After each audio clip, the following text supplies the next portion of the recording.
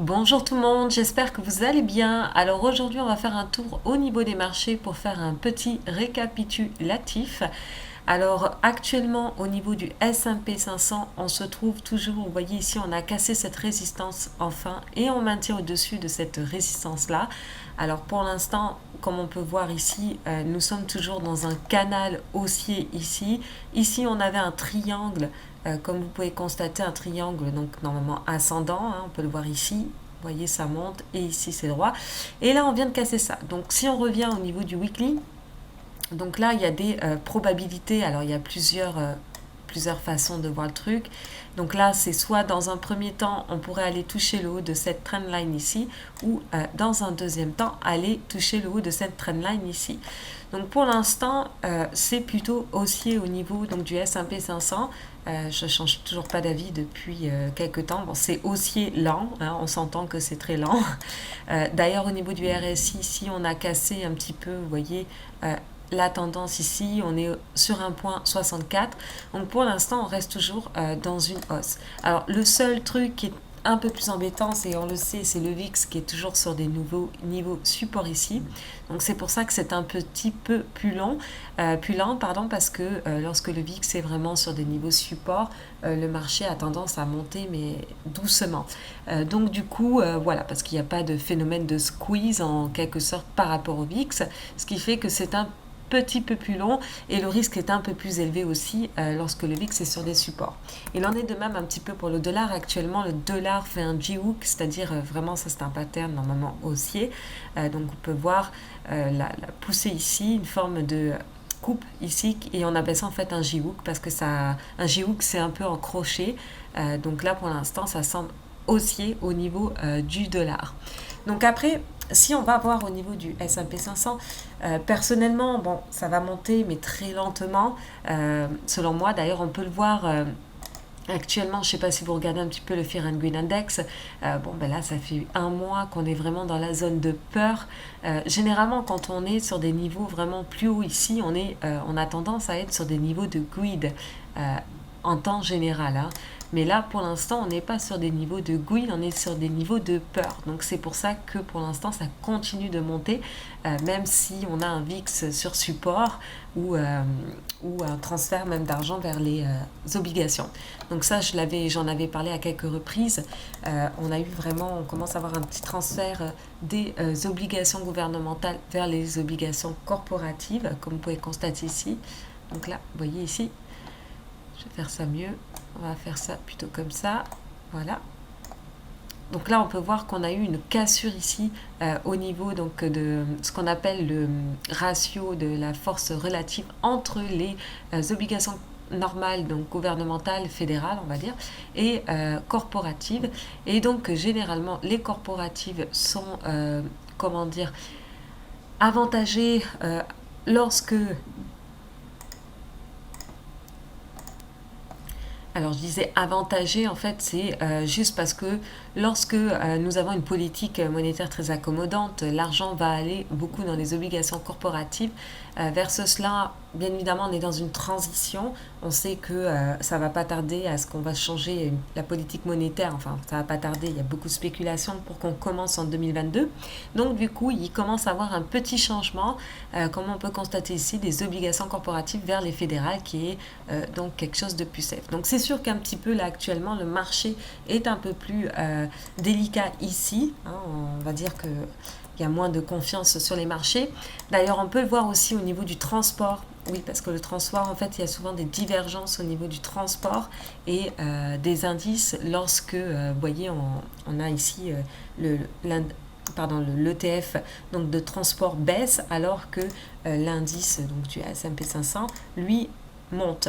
Donc pour l'instant là on a ce qu'on appelle un peu un spread qui s'agrandit entre les deux et là vous pouvez constater donc voilà ça peut durer un moment, hein. Là vous pouvez constater ici déjà avant la correction donc de fin 2018, on avait, vous voyez ici, on n'a pas réussi à faire un nouveau plus haut, alors que le marché faisait des nouveaux plus hauts. Et il en est de même ici, vous voyez ici, on stagne vraiment sur ici ce niveau-là avant la crise du Covid, alors que le marché, lui, montait. Donc là, on commence un petit peu, on voit que les transports ne suivent pas, ils se renversent un petit peu. Donc vraiment, si le transport remonte de nouveau, ben là, ça accentuerait vraiment la forme, le momentum sur les marchés, mais pour l'instant, on sent la réticence parce qu'on voit certains indicateurs qui créent des divergences assez importantes. Donc pour l'instant, il en est de même, vous voyez, au niveau des petites capitalisations, on veut que les capitalisation monte avec le marché pour voir une force du marché, et là ça stagne. Donc on surveille ça. Si les petites capitalisations finissent par casser vers le haut, ça risque d'aider l'ensemble du marché pour la continuation de la hausse avec une certaine puissance. Donc là, si le marché continue de monter, mais qu'on a les petites capitalisations ou le transport qui stagne ou qui ne fait rien, on va créer une espèce de spread très important et la correction va être assez importante par la suite. Donc voilà, donc ça ce sont des choses que je regarde un petit peu. Alors au niveau de la Fed, comme on dit, bon là il y a beaucoup de meetings importants fin août et septembre, beaucoup de meetings qui vont être importants. Donc là ça se peut qu'on fasse pas grand chose jusqu'à ces périodes-là. Quelque chose que je voulais montrer aussi, c'était pas celui-là, c'était celui-ci. Alors j'avais mis sur mon Twitter que le marché risque de stagner lorsque la politique monétaire va changer.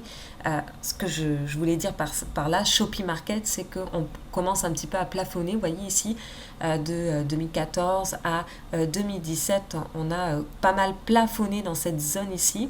Et on avait la politique monétaire, vous voyez ici, qui stagnait. Donc, on avait une sorte de plafonnement ici de la politique monétaire. Et donc, du coup, le marché a plafonné un certain temps. Et en 2017, on le sait tous, il y a Trump qui est arrivé avec sa politique des taxes corporatives qui était très avantageuse pour les marchés. Et donc, du coup, ça a aidé les marchés un petit peu à reprendre à ce niveau-là. Donc, ça se peut que quand, vous voyez ici, quand la politique monétaire stabilise, comme on peut voir ici, le marché ne fait pas grand-chose jusqu'à temps qu'on ait une intégration encore d'injection de monnaie ou autre, ou tout simplement une politique vraiment politique du pays qui devient avantageuse. Bon là, on sait qu'avec Biden, on n'est pas sûr que la politique sera avantageuse étant donné qu'ils veulent augmenter les taxes. Donc il y aura d'autres choses qui vont être avantageuses, mais c'est juste que à ce niveau-là, ça va être enlevé. Donc voilà, donc pour l'instant, ça reste encore bullish. Potentiellement aller chercher donc le haut de ce canal-là. Ça, il y a des probabilités. Le marché est lent, ça, je ne peux pas lui enlever. Il est très, très lent actuellement. Ça s'explique par le VIX, comme je disais. Parce que d'habitude, quand le VIX, vous voyez, quand on a du Fear and Greed Index, on a du VIX généralement qui est quand même vers du 20, 18-20, et là on n'a pas ça. Donc du coup le marché est très lent dans le momentum. On a besoin de plus d'informations pour que ça continue, notamment comme les transports ou les petites capitalisations, ou peut-être que ça va persévérer comme ça, ça va monter mais très doucement, puisque lorsque le VIX est bas, ça monte très doucement. Donc voilà, donc vous voyez par exemple, on peut le voir ici, vous voyez, on a eu une hausse ici, toute une hausse ici qui était très lente, comme vous pouvez constater avant la crise du Covid. Et on avait donc les transports, c'est pour ça que je dis que ça va peut-être pas arriver demain, ça prend du temps. On avait les transports, comme on peut constater ici, vous voyez, qui étaient entre mars 2019 et donc la crise, donc février 2020, pendant un an, ça n'a rien fait. Donc ça se peut que pendant un an, ça ne fasse rien, que là, on continue un petit peu de monter, mais ça risque d'être une montée un peu comme ici, lente et douce et doucement. Par contre, quand ça va se retourner, ou quand la politique monétaire va se stabiliser, ça risque de faire quand même un peu plus mal au niveau des marchés. Alors il y a beaucoup de spéculation, c'est pour ça aussi qu'il y a un peu le phénomène de squeeze en ce moment. On peut le voir, vous voyez ici, ça c'est ce qu'on appelle le skew. Donc le skew, puis le skew est haut. Alors quand il approche les 150, on évalue un phénomène de Black Swan qui peut arriver parce qu'il y a beaucoup de personnes qui commencent à se hedger sur les marchés. Et là, on a vraiment battu des records au niveau du skew. Moi, personnellement, je trouve qu'au niveau du timing, c'est pas parfait comme indicateur. Vous voyez ici, par exemple, il avait vraiment fait un petit pic en décembre 2019, donc bien avant la crise donc, du Covid. Et d'ailleurs, on peut constater ça a baissé quand même un petit peu entre-temps. Et là, en fait, le fait que les gens n'anticipent plus un Black Swan. Le Black Swan qui est arrivé, qui est le Covid, a été beaucoup plus agressif. Donc c'est pour ça aussi qu'en ce moment, c'est un petit peu le marché continue de monter parce que en fait, je suppose qu'il y a beaucoup de squeeze au niveau du hedging et au niveau, on peut le voir ici, la peur provoque un petit peu du squeeze à ce niveau-là. Donc voilà ce qu'il faut retenir actuellement, c'est que là actuellement le marché est un petit peu entre deux chaises, on ne va pas se mentir. Et donc là le S&P pour l'instant ça reste pour moi, ça reste encore comme je le précisais bullish, mais bullish avec du risque. Donc avec un peu plus de risque parce qu'on a le VIX qui est bas et le dollar qui monte. Ça c'est un petit peu plus à risque dans ces niveaux-là. Et c'est surtout qu'il y a une divergence après avec les transports, une divergence avec les small caps. Donc c'est ce qu'il faut retenir beaucoup. Mais quand je dis cette divergence, elle peut maintenir pendant un mois, 2 mois. D'ailleurs, normalement, les mois de juillet sont des très bons mois sur les marchés. Donc on va voir si ça va se répliquer. Aussi, actuellement, le marché un petit peu continue de monter parce que on va dire que tout ce qui est croissance comparé à tout ce qui est value, on a un changement.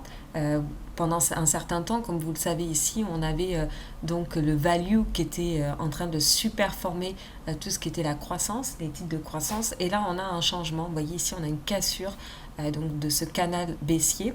Et donc là, les titres de croissance reprennent un petit peu du poil de la bête. D'ailleurs, on peut le voir par exemple avec Apple, ça a repris un petit peu. On peut le voir avec Facebook par exemple. On peut le voir avec plusieurs types de croissance, notamment aussi Roku. Enfin, il y avait plusieurs, je ne vais pas passer à travers tous, à Zoom. Voilà. En fait, tous les titres qui étaient vraiment plus sensibles au taux 10 ans sont ceux qui maintenant reprennent le relais sur les marchés. Donc, par exemple, tout ce qui est les ETF ARC, qui étaient pas mal sensibilisés au niveau des marchés, eux aussi reprennent un petit peu au niveau des marchés actuellement. Donc voilà, donc là on retient que l'argent va un petit peu dans les bonds, on retient aussi que on a une stabilisation au niveau du transport et des petites capitalisations boursières, et également D'ailleurs, on peut le voir au niveau de cette croissance, la sous-performance des titres de croissance, on voit que les mois de juillet sont quand même des titres. Bon là, je prends exemple sur le secteur tech parce qu'il y a énormément de titres de croissance sur le secteur tech. Et là, on voit que ça surperforme pas mal le S&P 500 au mois de juillet. Donc les mois de juillet sont plutôt bons et après au mois d'août, on sent un petit peu de réticence. Donc pour l'instant, on continue, mais il y a un peu plus de risques, mais pour l'instant, ça reste quand même encore toujours bullish. Et d'ailleurs, j'en avais parlé, ça fait quelques temps, au niveau du Nasdaq. C'était pas lui que je voulais. NQ. J'avais montré, vous voyez ici, si on va sur au niveau du hebdomadaire, on pouvait voir ici à peu près une figure un peu similaire, ici et ici. Donc, vous voyez, c'est un petit peu ce qui s'est passé avant. Donc là, on peut avoir une continuité. Bon, là, je pense qu'en haut du canal, ici, on va un petit peu stagner de nouveau ou recorriger. Il va falloir faire attention à ce niveau-là. Mais pour l'instant, on reste encore jusqu'au haut du canal. Plutôt bullish, donc à peu près jusqu'à 14 800, 15 000 même, bon, ça dépend où c'est qu'on le prend, mais ça reste pour l'instant un petit peu encore bullish. Donc voilà, c'est tout pour aujourd'hui, donc je vous souhaite une très bonne semaine et on se retrouve la prochaine fois.